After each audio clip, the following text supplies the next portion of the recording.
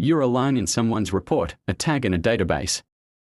An avatar in a system with no soul, just traffic, clicks, and monetization. You're not a person, you're a resource. And your life has long been part of someone else's business. You open your phone and it's already counting how long you stay. What you scroll past, where your eyes linger. The algorithm doesn't sleep. It knows you better than you know yourself. Your fears, desires, impulses, even the moments when you're lonely or vulnerable, it's all data. All behavior to be predicted. And if it can be predicted, it can be sold. They don't force you. They guide you. First a like. Then a suggestion. Then an ad. Then a purchase. Then attachment. Habit. Addiction. And suddenly, you're no longer the master of your own attention. Your freedom is an illusion. It comes down to choosing between two identical apps, 3 brands, and an endless scroll. You become part of the cycle: attention, monetization, repeat. Every click is a coin in someone else's pocket. Every "I agree to the terms" is a doorway to another layer of your identity. You're the fuel of this machine. A machine you call convenient. So ask yourself, when was the last time you made a conscious choice? When was the last time you decided what you really needed?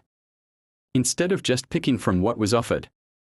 When was the last time you turned off the noise to hear yourself? The system we live in doesn't demand strength. It demands engagement. It doesn't force, it persuades. First softly. Then persistently.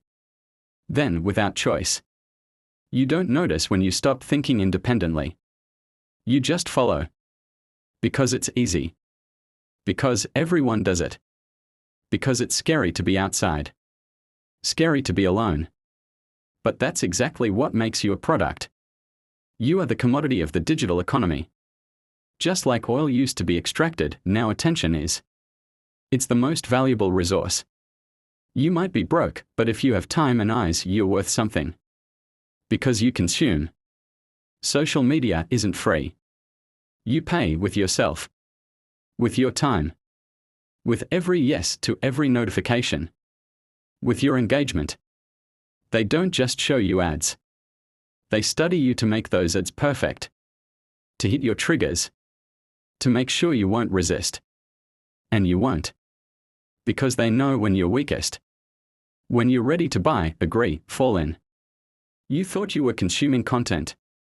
No. The content consumes you. You are the target. Not the subject, but the object. Not the creator, but the tool. You're a carrier of data. A pattern to be analyzed, processed, and turned into capital. Big data isn't just numbers.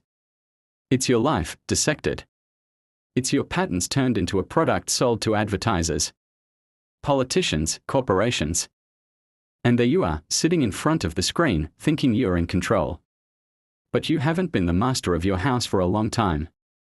You have a voice, but you speak in borrowed words. You have desires, but you want what's been planted. You have freedom, but it lives inside invisible walls. The system works perfectly. Because it's convenient. Because it teaches you to choose ease.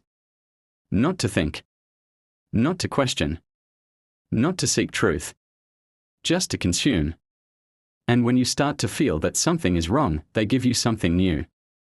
A new toy. A new trend. A new distraction. You're a product. But a product who believes is in charge. That's the system's greatest trick. It convinced you you're the user while you're being used. When you post a photo, you think you're sharing.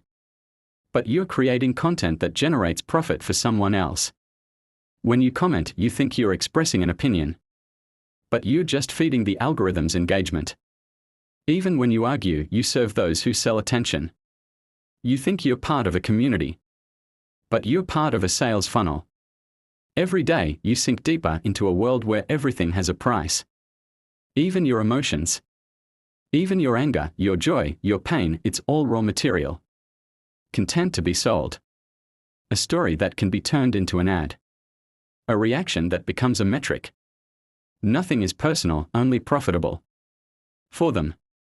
But there's another side. You can stop. You can step out of the loop. Not completely, it's nearly impossible. But partially, yes. You can take back your attention. You can reclaim silence. You can ask the questions the system fears you'll ask. Who am I?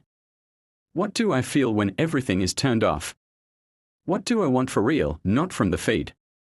What do I think when I'm not echoing someone else's thoughts? You're not a product if you stop being convenient. The system doesn't fear anger. It fears awareness. Don't be afraid to be outside. Don't be afraid to be misunderstood, weird, off-trend. That's the way back. Back to yourself. To decisions you make not because you were nudged, but because you chose. You don't have to be in the stream. You don't have to share. You don't have to show. You have the right to be invisible. You have the right to be real. Outside the templates. Outside the algorithms. Outside the judgment. You're not a product. You're a human. But only if you remember it.